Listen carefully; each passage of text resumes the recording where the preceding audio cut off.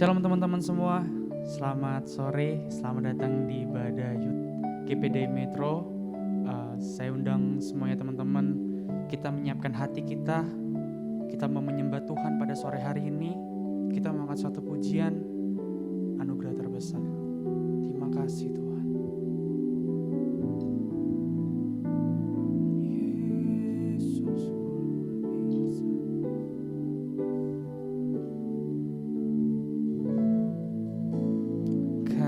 Kasih-Mu tiada bertepi, hati-Mu tak terselami. Betapa baiknya Engkau, ku bersyukur padamu. Perkenanan-Mu, oh Tuhan, nyata di dalam hidupku. Sungguh Kau yang termulia, jiwaku pun menyembah. Angkat hatiku, tinggikan nama-Mu. Hanya Yesus Kau anugerah terbesar. Ku naikkan syukurku untuk kemurahan-Mu. Karena Yesus Kau anugerah terbesar.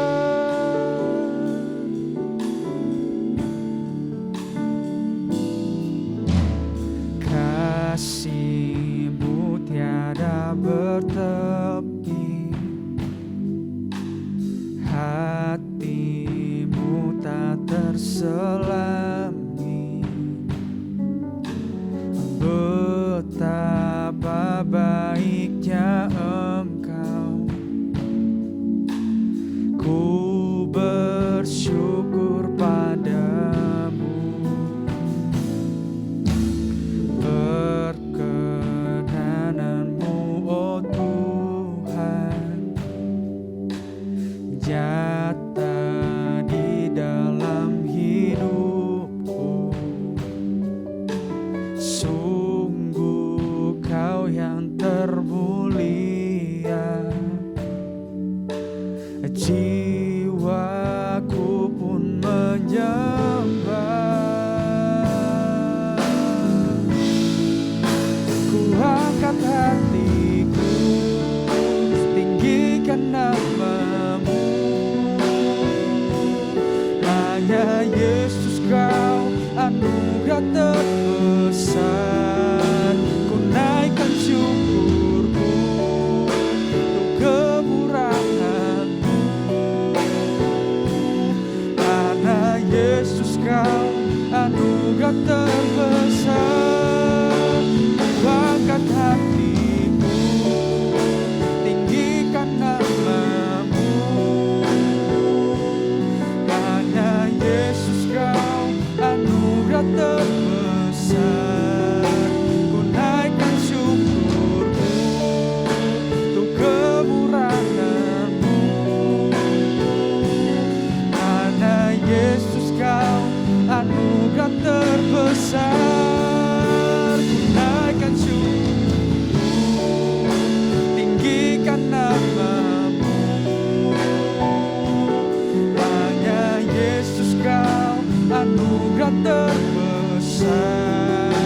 Ku naikkan syukurku untuk kemurahan-Mu. Karena Yesus Kau anugerah terbesar. Karena Yesus Kau anugerah terbesar. Karena Yesus Kau anugerah terbesar.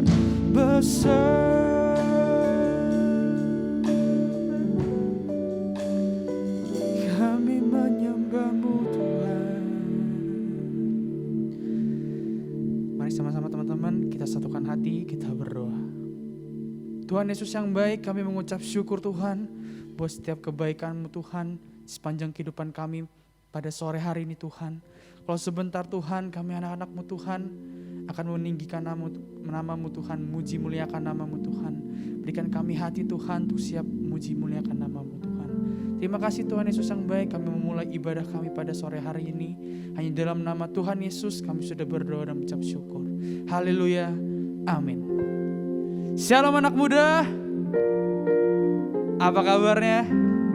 Semoga dimanapun teman-teman berada, semuanya sehat-sehat aja. Dan hari ini kita mau memuji muliakan nama Tuhan. Katakan amin.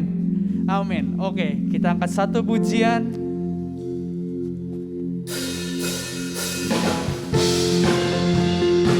Kau kuatku, kau imanku. Tepuk tangan ya teman-teman semua. Haleluya.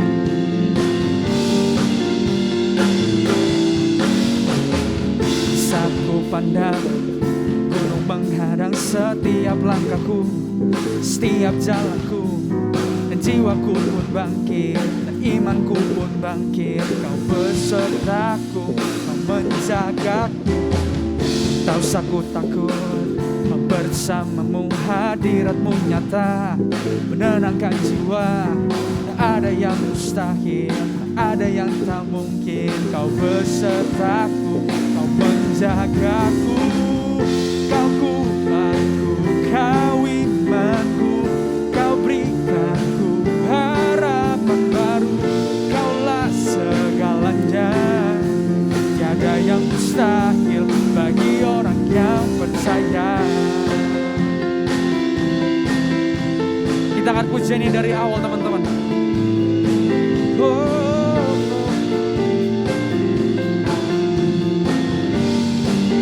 Saat ku pandang gunung menghadang setiap langkahku, setiap jalanku, dan jiwaku pun bangkit, dan imanku pun bangkit. Kau besertaku, kau menjagaku. Tak usah ku takut, bersamamu hadiratmu nyata, menenangkan jiwa. Tak ada yang mustahil, tak ada yang tak mungkin. Kau besertaku, kau menjagaku. Kau kuatku, kau imanku, kau berikanku harapan baru. Kaulah segalanya, tiada yang mustahil bagi orang yang percaya. Kau kuatku, kau imanku, kau berikanku harapan baru. Kaulah segalanya, tiada yang mustahil bagi orang yang percaya. Oh, oh, oh. Tiada yang mustahil bagi orang yang percaya. Oh, tiada yang mustahil bagi orang yang percaya. Haleluya.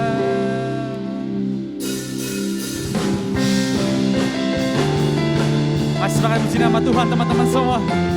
Kita ganti pujian kita, nyanyian kemenangan. Haleluya. Satu nama yang besar, hanyalah nama-Mu Tuhan. Gunung batu kekuatan, hanyalah nama-Mu Tuhan. Tak terbatas kuasa-Mu Tuhan. Ajaib hebat, Raja perkasa. Kami bawa pujian, nyanyian kemenangan. Masuki gerbang-Mu, hati kami bersuka. Tangan kami terangkat, sorakan kemenangan. Terpujilah nama-Mu Yesus Raja, skala Raja.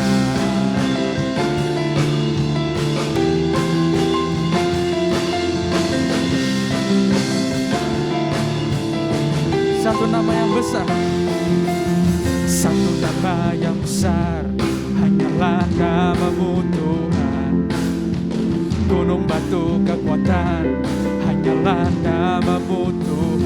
Tak terbatas, tak terbatas kuasa-Mu Tuhan. Ajaib hebat, Raja perkasa. Kami bawa pujian, nyanyian kemenangan. Masuki gerbang-Mu, hati kami bersuka. Tangan kami terangkat, sorakan kemenangan. Terpujilah nama-Mu Yesus Raja. Kami bawa pujian, nyanyian kemenangan. Masuki gerbang-Mu, hati kami bersuka. Tangan kami terangkat, sorakan kemenangan. Terpujilah nama-Mu Yesus Raja, segala raja,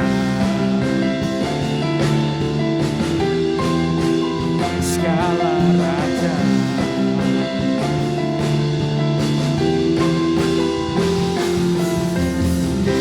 Haleluya.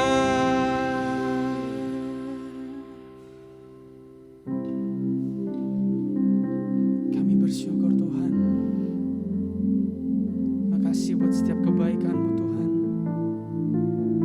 Kau Allah yang setia. Kami ingin lebih mengenal-Mu lagi Tuhan Yesus. Melalui setiap pujian penyembahan kami Tuhan, Lalu kami siap mendengarkan firman-Mu Tuhan Yesus. Bawa hati kami Tuhan. Terima kasih Tuhan Yesus. Kami bersyukur Tuhan.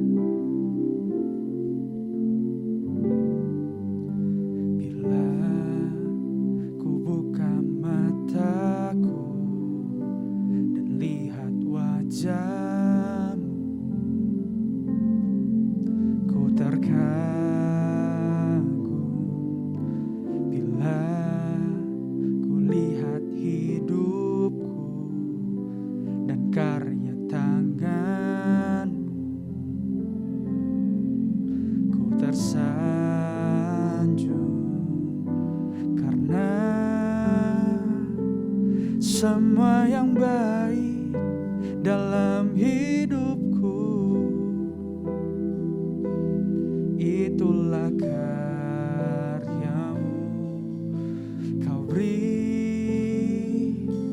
kesempatan yang baru dan ku ingin mengenal-Mu Tuhan lebih dalam dari semua yang ku kenal. Tiada kasih yang melebihi-Mu. Ku ada untuk menjadi penyembah-Mu.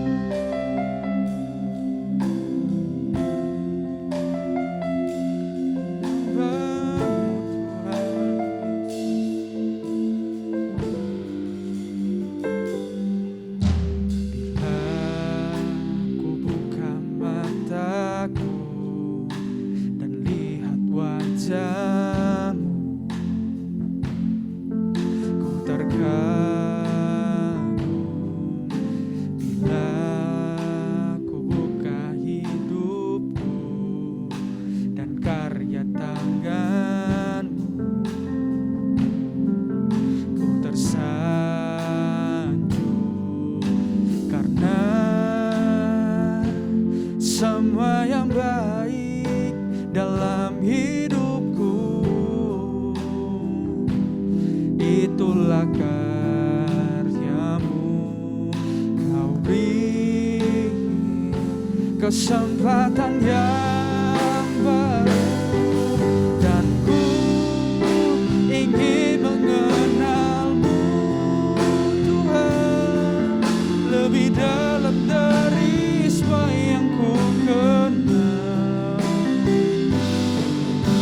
Tiada kasih yang melebihi-Mu. Ku ada untuk menjadi penyembah-Mu.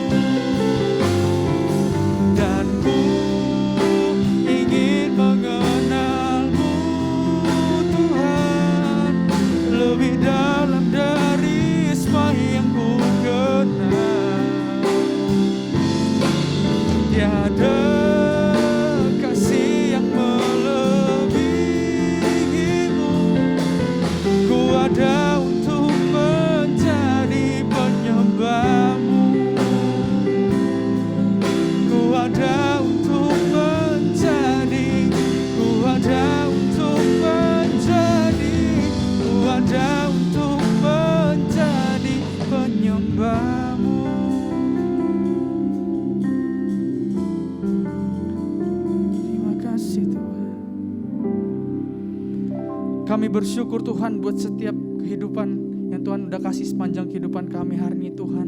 Kalau kami sudah memuji muliakan nama-Mu Tuhan. Dan sebentar Tuhan kami ingin mendengarkan firman-Mu Tuhan.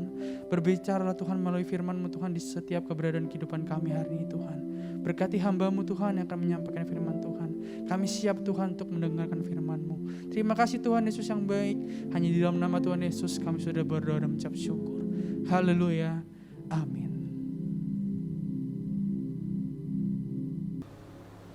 Shalom, puji Tuhan, anak-anak yang terkasih dalam kasih Kristus, anak-anak muda yang diberkati oleh Tuhan.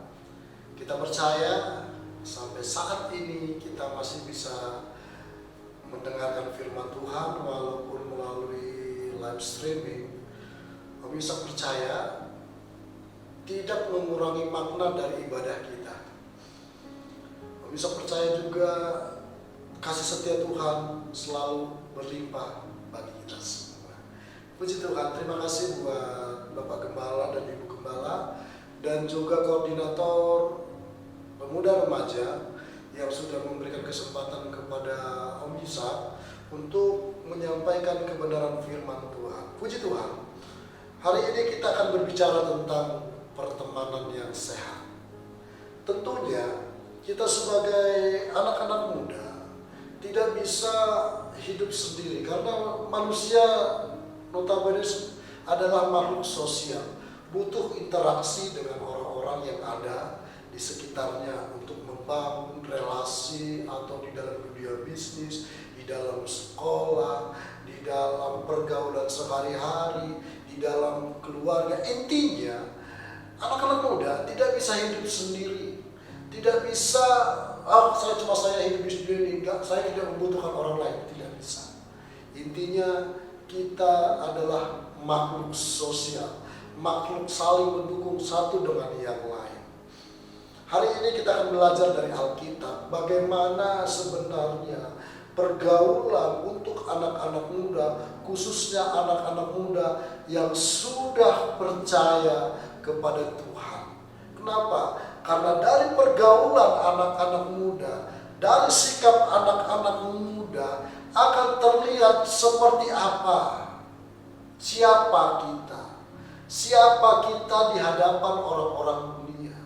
Untuk itu perlu kita mengetahui seperti apa yang kita kerjakan. Kita akan melihat dalam 1 Korintus 15 ayat yang ke-33. Ayat ini merupakan ayat yang salah satu menjadi ayat favorit mungkin buat adik-adik, bahkan sebagian anak-anak muda yang lainnya, mungkin juga Om Yusak, menjadi ayat ini sebagai ayat favorit bagi kita semua. 1 Korintus 15 ayat yang ke-33. Janganlah kamu sesat, pergaulan yang buruk merusak kebiasaan yang baik. Rasul Paulus mengirim surat kepada sidang jemaat yang ada di Korintus, menasehati mereka, mengingatkan mereka bagaimana mereka harus hidup sebagai orang-orang pilihan Tuhan, orang-orang tebusan Tuhan. Seperti apa tingkah laku mereka. Karena kita tahu kota Korintus adalah kota penyembahan berhala. Penyembahan berhala yang sangat besar di sana. Ada di sana dengan pelacur bakti. Terjadi penyimpangan-penyimpangan seks terjadi di sana. Bahkan kalau kita perhatikan, Rasul Paulus dengan tegas menasehati mereka supaya mereka kembali ke pernikahan yang kudus, yang sesuai dengan apa yang Tuhan mau.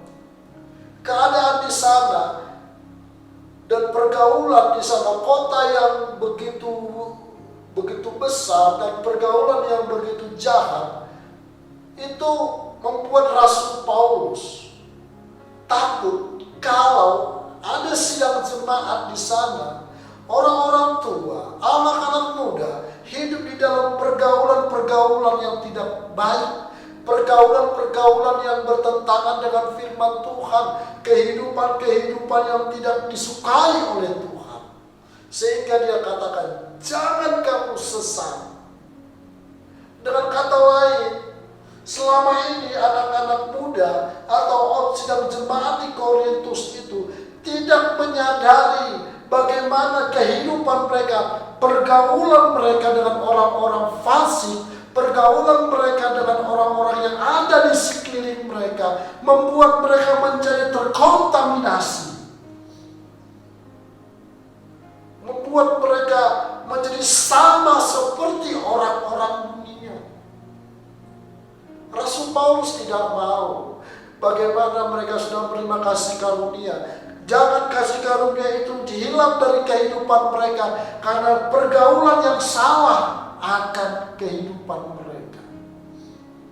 Anak-anak muda yang terkasih di dalam kasih Kristus. Di dalam Amsal dikatakan di sana,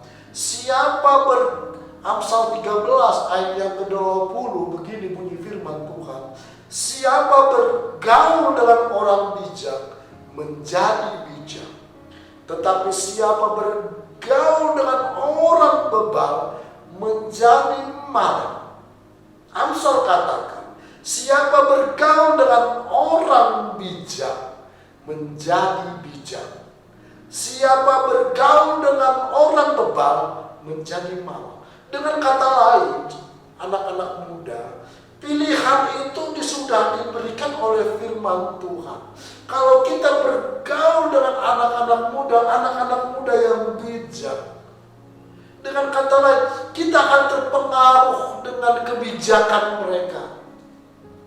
Kalau kita bergaul dengan di sekolah, umpamanya, ayo kita bergaul dengan orang-orang yang pintar. Dengan kata lain, kita akan mengikuti cara mereka. Kenapa sih teman saya itu di sekolahnya ranking 1 terus, dia juara terus, di sekolah disenangin orang lain. Kenapa sih? Oh, saya mau bergaul dengan dia, saya mau belajar dari kehidupan teman saya yang pintar ini. Ini adalah sesuatu yang baik. Dan itu sudah dinasehati di dalam kitab Amsal. Kalau kita bergaul dengan orang pintar, otomatis kita akan menjadi pintar. Bukan dengan kata lain, kita tiba-tiba bergaul dengan orang lain langsung orang pintar, tiba-tiba kita jadi orang lain. Tidak, maksudnya karena kenapa kita bisa menjadi pintar, anak-anak muda? Karena kita belajar dari sahabat kita atau teman kita yang pintar itu. Kenapa sih dia bisa pintar? Sehingga kita bertanya, kenapa sih kamu begitu pintar? Oh, dia rupanya kalau lagi di sekolah, gurunya menerangkan, dia memperhatikan. Dia melihat bagaimana apa maksud makna dari pengajaran yang disampaikan oleh guru di sekolah. Sampai di rumah mungkin dia membaca ulang mata pelajaran yang dia terima. Sehingga ketika dia sampai dia memahami materi yang diajarkan oleh guru. Sehingga ketika dia ujian, dia bisa menyelesaikannya dengan baik dan mengingatnya dengan tepat. Kenapa? Karena dia disiplin. Sehingga karena kedisiplinan sahabat kita akan mulai belajar. Kalau kita bergaul dengan orang bebal, orang fasik, orang berdosa, mungkin di sekolah kita ada pergaulan geng, pemainnya uang, merokok. Wah, kelihatannya Om bisa percaya, lama-lama kita bisa merokok. Kenapa? Mungkin kita pergi apalagi bilang, kamu kalau mau masuk geng kita atau berteman dengan kami, kamu harus merokok, harus mengikuti gaya kami, mengeluarkan kata-kata kotor, mengeluarkan kata-kata yang tidak baik, kehidupan anak-anak berandalan. Kalau kita bergaul dengan mereka seperti ini, kata firman Tuhan, hidup kita akan menjadi sangat malang. Kenapa? Begitu kita sudah menjadi dewasa, kita lulus dari sekolah itu tanpa pengetahuan apa-apa yang kita dapat. Kenapa? Karena kita terlalu sibuk dengan sahabat yang tidak baik. Itulah sebabnya kita harus memperhatikan sahabat-sahabat kita, dengan siapa kita berteman. Supaya apa? Apakah persahabatan saya dengan dia itu mendatangkan sesuatu yang positif atau mendatangkan sesuatu yang negatif. Kalau di Amsal, katakan Amsal 22 ayat 24 katakan begini, jangan berteman dengan orang yang lekas gusar, jangan bergaul dengan seorang pemarah. Firman Tuhan sudah mengajar, menjelaskan kepada kita, anak-anak muda. Sekarang ini mungkin kita tidak bisa tatap muka dengan sahabat-sahabat kita, tetapi seringkali kita pergaulan kita ada di medsos. Om Yusak perhatikan, ketika melihat di medsos ya, orang bikin status, begitu banyak kata-kata makian, kata-kata hujatan, kata-kata yang tidak membangun dari seseorang, soal kata-kata yang benar-benar tidak pantas disampaikan seorang namanya anak muda. Enggak pantas disampaikan, apalagi itu dibaca oleh begitu orang yang sangat banyak. Di dunia maya itu adalah dunia pergaulan yang tanpa batas. Mungkin kita punya sahabat dari seluruh penjuru muka bumi ini, tapi di situ ditutup di dalam kehidupan kita. Kita harus memilah-milah dengan siapa kita harus berteman di dalam dunia medsos. Om Yusak juga selalu mengikuti medsos, baik Twitter, Facebook, Instagram, dan lain-lainnya. Om Yusak selalu memperhatikan, melihat attitude orang-orang yang ada di dalam dunia maya itu. Apakah kata-kata mereka adalah kata-kata hujatan, kata-kata provokasi, provokator, sehingga menimbulkan sesuatu yang tidak baik. Banyak kita dengar di luar sana, terjadi perkelahian, terjadi pembunuhan. Kenapa? Karena ribut dari medsos, ditantang dalam medsos. Hadirin tahu, pernah terjadi pembakaran satu rumah yang ada di daerah Kisaran, Sumatera Utara. Rumah itu dibakar gara-gara dikatakan bahwa keluarga ini menghina agama tertentu. Dan dunia maya begitu gencar menekankan adik-adik, sehingga orang-orang yang ada di seluruh wilayah itu terprovokasi, sehingga mereka membakar rumah keluarga itu, menyampaikan berita yang tidak pas. Kejadian yang ada di Jakarta itu karena dunia maya, berita-berita yang tidak benar, berita-berita memprovokasi.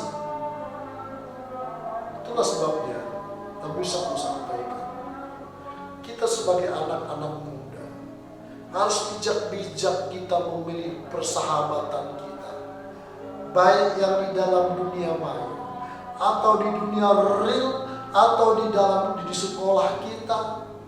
Apalagi teman itu baru kita kenal, kita harus belajar mengenal, menyelami dia, seperti apa kehidupan dia, seperti apa orang ini, apakah benar-benar orang ini benar-benar mau berteman tulus dengan kita.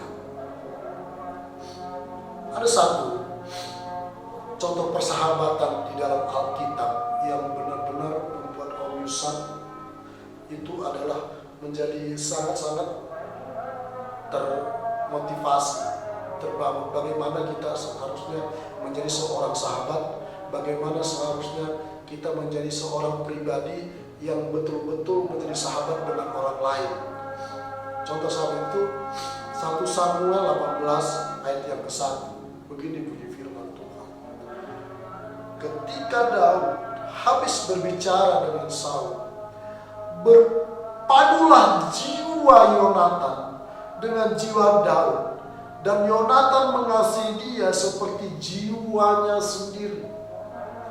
Jadi persahabatan antara Daud dan Yonatan atau Yonatan dengan Daud adalah merupakan satu contoh bagi kita bagaimana seharusnya seorang menjadi sahabat.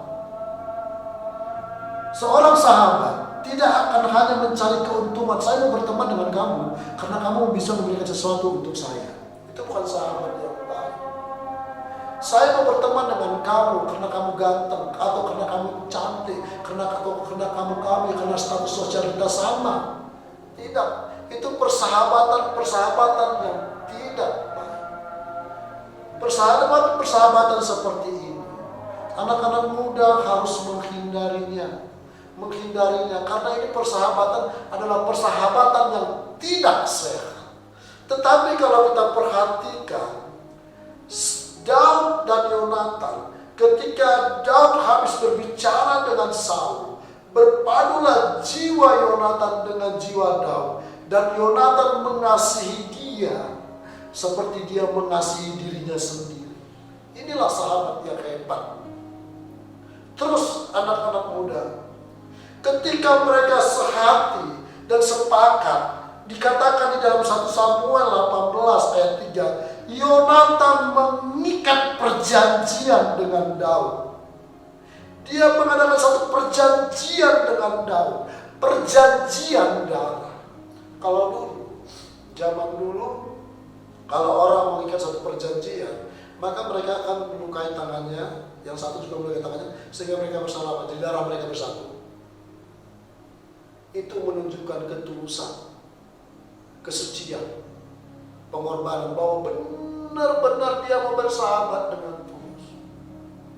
Anak-anak muda, Om Ishak sangat salut dengan kedua orang ini, sampai segitunya. Tapi kalau kita perhatikan persahabatan dunia sekarang itu hanya mencari untung dan ruginya. Apa keuntungan saya bersahabat dengan kamu? Apa kerugian saya bersahabat dengan kamu? Karena persahabatan di dunia ini bukan persahabatan yang tulus, yang datangnya daripada kasih Kristus yang mengikat mereka. Itulah sebabnya Om Ishak berharap adik-adik bersahabatlah dengan sesama tubuh Kristus. Bukan berarti Om Ishak melarang adik-adik bergaul dengan orang-orang di luar sana yang tidak sehati dengan kita.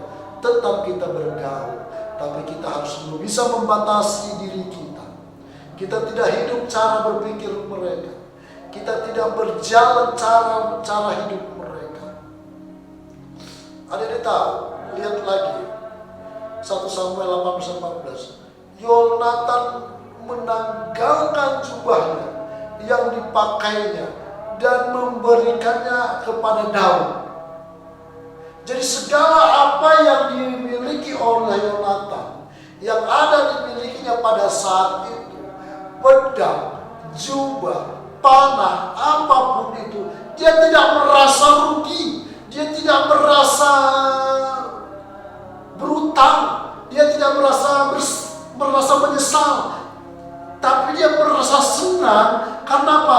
Karena kasih Tuhan itu yang mengubah kehidupan di dalam hidupnya, sehingga dia begitu mengasihi Daud seperti dia mengasihi dirinya sendiri, dan dia merasa apa yang dia punya adalah punya Daud juga. Inilah sahabat yang sejati, kata firman Tuhan. Sahabat sejati selalu hadir di saat kita mengalami satu masalah dalam kehidupan kita. Sahabat sejati, dia mengetahui dan mendengarkan apa yang kita hadapi, mendengarkan segala gundah gulana yang ada di dalam hidup kita. Itu adalah sahabat sejati. Anak-anak muda yang terkasih dalam kasih Kristus, sudahkah engkau punya sahabat yang seperti itu? Ataukah engkau punya sahabat cuma kekeh aja, cuma tertawa aja, sudah itu hilang? Itu bukan sahabat yang sejati.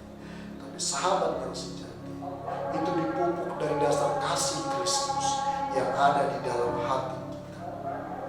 Untuk itu milikilah kasih Kristus, supaya kita juga bisa mengasihi sahabat kita seperti sahabat kita mengasihi kita. Seorang sahabat, sepasang sahabat, tidak bisa cuma menguntungkan sebelah pihak. Jangan orientasinya hanya gue, gue, tapi lu lupa memperhatikan sahabat. Itu namanya egois. Itu namanya sombong. Orang sombong itu dibenci oleh Tuhan. Tuhan tidak suka kepada orang-orang yang seperti itu, hanya mementingkan dirinya sendiri. Dan dikatakan di dalam 1 Samuel 19 ayat 4, contoh apa bukti persahabatan daripada Yonatan dengan Daud. Lalu Yonatan mengatakan yang baik tentang Daud kepada Saul. Ada tahu? Saul itu raja Israel. Dia iri kepada Daud gara-gara wanita-wanita, putri-putri Yerusalem ketika Daud mengalahkan Goliat, panglima daripada kerajaan Palestina. Ketika Samuel datang ke kota Yerusalem, putri-putri Yerusalem dikatakan menari-nari di hadapan raja, di hadapan tentara-tentara, menyambut raja-raja itu. Dia katakan, Saul membunuh beribu-ribu, tapi Daud berlaksa-laksa. Ketika dia mendengar pujian, ketika mendengar tari-tarian, nyanyian daripada putri-putri Yerusalem, membuat Saul menjadi marah, iri hati, merasa tidak dihargai oleh putri-putri Yerusalem. Sehingga dari saat itu Saul berusaha untuk membinasakan Daud. Dan Saul sudah mengeluarkan perintah kepada seluruh panglimanya untuk berusaha membunuh Daud. Dan Daud pada masa itu menjadi buronan seorang raja. Kalau kita pikirkan, Daud itu tidak bisa apa-apa, tapi dimusuhi begitu banyak tentara, begitu banyak. Tapi itu saudara tahu, dengan beraninya Yonatan, anak dari Saul itu, dikatakan, lalu Yonatan mengatakan yang baik tentang Saul. Yonatan tidak takut mati kalau dibunuh oleh bapaknya. Kenapa? Ketika dia katakan Daud adalah musuh daripada Saul, dia menceritakan kebaikan daripada Daud. Dia sudah siap menerima risiko. Apa risiko? Dibunuh, atau dikucilkan, atau dipenjara. Tapi dia tidak peduli. Demi sahabatnya Daud, dia rela mati. Dia rela menghadapi maut sekalipun. Kenapa? Karena dia begitu mengasihi Daud. Inilah sahabat yang baik, sahabat yang sejati, yang perlu kita belajar, yang perlu kita teladani, dan perlu kita lihat, adakah sahabat-sahabat saya yang seperti ini?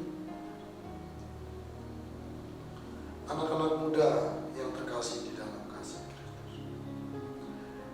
Om Ishak mau kasih tahu, pilihlah sahabat yang benar-benar membawa dampak yang positif, jangan membawa dampak yang negatif, sehingga membawa kita ke dalam kerugian yang sangat besar. Jangan salah pilih sahabat. Jadi ada beberapa tips Om Ishak sampaikan kepada anak-anak muda untuk memilih sahabat. Yang pertama, carilah teman yang selalu support pilihan kamu. Carilah teman yang benar-benar selalu mendukung pilihan kamu. Cari memberikan dukungan buat pilihan kamu dengan tulus, bukan karena paksaan. Carilah teman yang menghargai pandangan, walaupun pandangan kita kadang-kadang mungkin tidak sepaham dengan sahabat kita, tapi dia menghargai pandangan. Itu adalah sahabat yang baik. Yang kedua, cari sahabat yang menimbulkan timbal balik yang positif. Berteman dengan sahabat yang membuat kita semakin hari semakin baik. Sebagai anak-anak muda GPD Metro, Pilihlah sahabat-sahabat orang-orang yang percaya kepada Kristus. Tujuannya apa? Supaya membangun imanmu, supaya membangkitkan kerohanianmu untuk semakin percaya kepada Tuhan.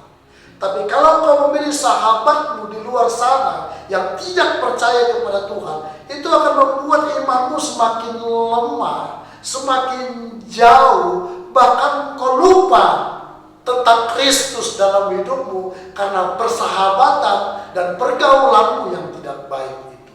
Yang ketiga, carilah teman yang mempunyai tujuan atau hobi yang sama.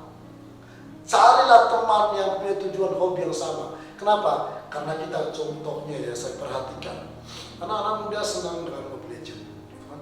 Ada game-game yang tentunya yang kita dikerjakan di dalam game tim begitu.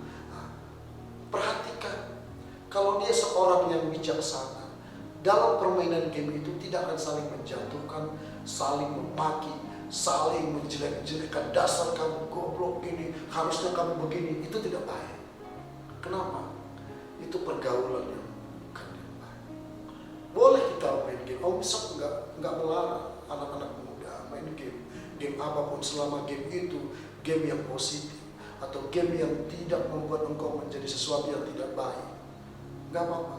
Tapi kalau game itu membuat engkau menjadi jauh daripada Tuhan, engkau bisa berkata, mendingan deh dilepaskan. Engkau akan bertanya kepada dirimu sendiri, apakah game ini membuat saya lebih dekat dengan Tuhan? Atau membuat saya menjadi seorang pemarah?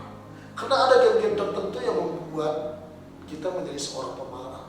Kenapa?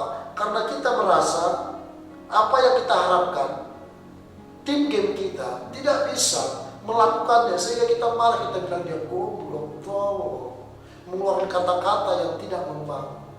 Mau bisa berharap mendingan deh nggak usah main game yang seperti itu.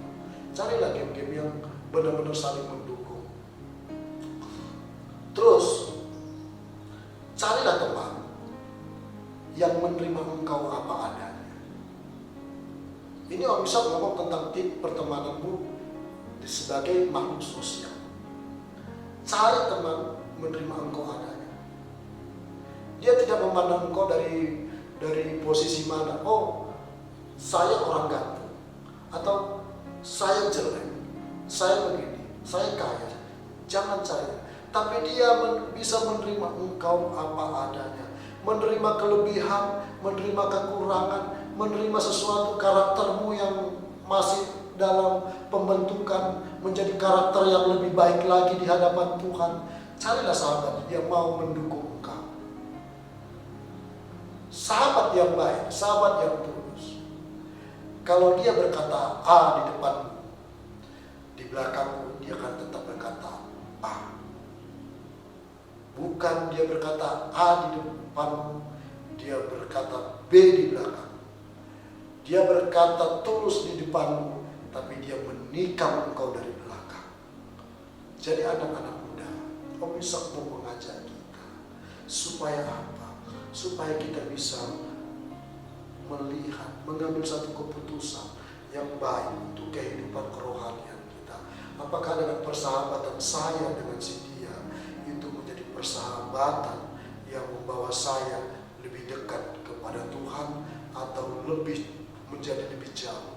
Tapi kalau persahabatanmu membuat engkau lebih jauh daripada Tuhan, kamu bisa mengatakan mendingan di-cut, diberhentikan, selesaikan. Berteman boleh, tapi jangan terlalu dekat. Puji Tuhan. Di dalam kitab Perjanjian Baru, di dalam Yohanes 19 ayat 15, dikatakan firman Tuhan begini, aku tidak menyebut kamu lagi hamba, sebab hamba tidak tahu apa yang diperbuat oleh tuannya. Tetapi aku menyebut kamu sahabat, karena aku telah memberitahukan kepadamu segala sesuatu yang telah kudengar dari Bapa-Mu. Ini salah satu ajakan daripada Tuhan Yesus kepada murid-muridnya. Dia katakan, aku tidak menganggap engkau hamba. Aku menganggap engkau seorang sahabat. Kenapa kau bisa berbicara tentang sahabat? Karena seringkali kita lebih jujur kepada sahabat daripada kepada orang tua, bapak gembala, pendeta sekalipun, dan juga orang-orang yang kita anggap tua. Kita tidak akan, jarang kita berkata jujur, mencurahkan segala apa yang kita, karena ada pertimbangan. Tapi kalau dengan sahabat, kita akan dengan sendirinya ngobrol tacis dengan jujur, seluruh isi perut kita bisa curahkan kepada sahabat kita. Makanya Tuhan katakan begini, aku adalah sahabat. Dengan kata lain, Tuhan katakan, kalau kau punya masalah, persoalan, atau sesuatu yang kamu sembunyikan, cerita kepada Tuhan. Ungkapkan semuanya kepada Tuhan. Segala keluh kesahmu kau ungkapkan kepada Tuhan. Mungkin kau tidak bisa ungkapkan kepada siapapun, engkau hanya bisa ungkapkan di hadapan Tuhan. Maka Tuhan akan mendengar. Ada di tahu, ketika engkau curhat kepada Tuhan, Tuhan itu tidak pernah bocor. Hamba Tuhan sekalipun pernah bocor. Karena dia bisa membuat pengakuan kita menjadi kesaksian ketika dia menyampaikan firman Tuhan. Menjadi contoh ketika dia menyampaikan kebenaran. Tapi kalau engkau jujur kepada Tuhan, dia tidak akan pernah bocor. Walaupun dia memakai kata alias sekalipun, Tuhan tidak pernah bocor. Karena dia adalah sahabat yang sejati. Persahabatan Yonatan dan Daud adalah persahabatan yang baik, tapi ada batasnya. Kenapa? Setelah perjalanan yang begitu panjang, ada yang membuat hubungan keturunan daripada Daud menjadi tidak baik dengan keturunan Yonatan. Tapi persahabatan dengan Kristus itu adalah persahabatan yang kudus, persahabatan yang kekal. Seorang sahabat, kata firman Tuhan, rela memberi nyawanya untuk sahabatnya. Sahabat kita adalah Yesus Kristus. Dia adalah Tuhan. Dia rela mati di salib untuk anak-anak muda, untuk Om Yusak. Kenapa? Karena dia sahabat yang sangat mengasihi saya dan anak-anak muda. Jadi Om Yusak mengajak anak-anak muda, tetapkan hati, teguhkan hatimu. Hanya Yesuslah satu-satunya sahabat sejati di dalam kehidupan. Berbicaralah kepadanya, dengarkanlah isi hati Tuhan. Bagaimana caranya Om Yusak saya mendengar isi hati Tuhan? Dengan persekutuanmu, perenunganmu di rumah.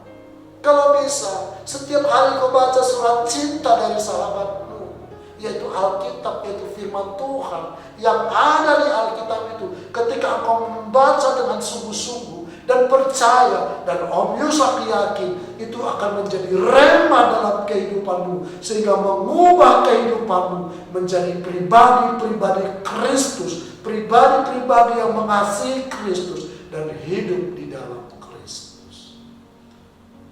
Anak-anak muda, perhatikan pergaulan. Om Yusak katakan tadi, apakah persahabatan saya ini mendatangkan semakin hari saya lebih dekat dengan Tuhan, atau semakin hari semakin jauh? Kalau semakin jauh, kenapa? Ketika kita jauh daripada Tuhan, kemalangan yang akan kita terima. Puji Tuhan. Biarlah firman Tuhan yang singkat pada saat ini memotivasi anak-anak muda, membuat anak-anak muda semakin dekat dan cinta kepada Tuhan, dan semakin berkenan kepada Tuhan. Puji Tuhan. Mari kita berdoa. Kami bersyukur Tuhan kepadamu pada saat malam hari ini. Kami sudah mendengar firman Tuhan. Biarlah firman Tuhan itu Engkau meteraikan di hati anak-anak muda yang mendengarkan lewat live streaming. Tuhan Yesus, Engkau tolong mereka. Biarlah Roh Kudus selalu menguasai kehidupan mereka, sehingga mereka hidup di dalam damai sejahtera, hidup di dalam perlindungan Tuhan. Jauhkan anak-anak muda dari segala pergaulan-pergaulan yang sesat, pergaulan-pergaulan yang tidak baik, yang membuat mereka semakin jauh daripada Tuhan. Tetapi biarlah mereka memiliki sahabat-sahabat yang cinta kepada Tuhan, dan saling mendukung, saling menguatkan, sehingga kemuliaan Allah nyata dalam kehidupan mereka. Tutup bungkus anak-anak muda, dimanapun mereka berada, keluar masuk mereka dari rumah mereka. Tuhan Yesus, Engkau menyertai mereka. Jadikan anak-anak muda menjadi anak-anak yang berhasil di dalam Tuhan, karena mereka adalah sahabat-Mu, karena mereka adalah milik kepunyaan-Mu, karena Engkaulah Tuhan dan Juru Selamat mereka, dan Tuhanku, Engkaulah Allah Abraham, Ishak, Yakub yang mengasihi kami semua. Terima kasih Tuhan, bersyukur kepada Tuhan di dalam